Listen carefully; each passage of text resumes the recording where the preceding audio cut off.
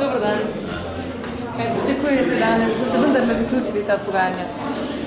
Danes jih moramo zaključiti, tako ali drugače. Srčno upam, da z razumnim razmislekom, s podpisom, oziroma vsaj parafiranjem aneksa in dogovora. Sindikati pravijo, da stavke vendarle ne bodo jutri nadaljevali zaradi tega pritiska, kaj manj.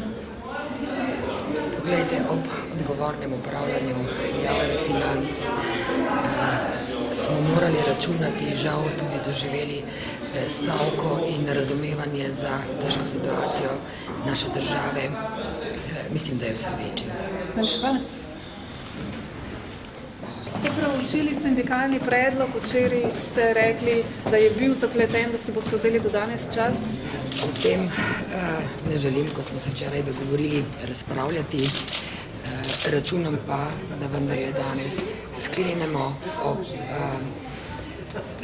razumnem razmisleku, ob spoznanju, da v naši državi je prav, da delimo situacijo in jo razumemo tudi v javnem sektorju.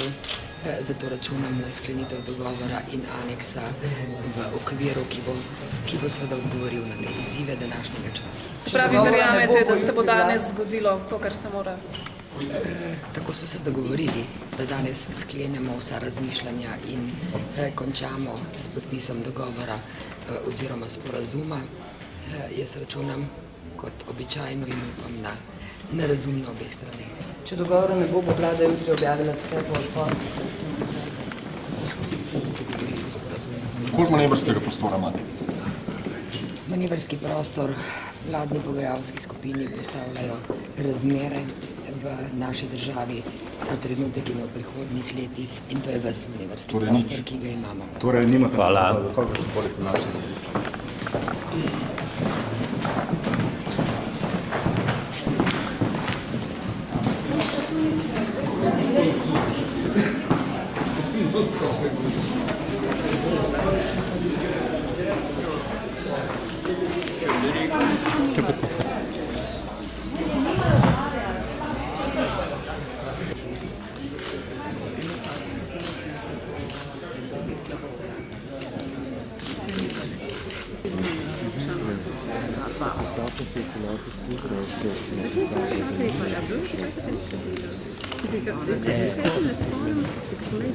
To bojo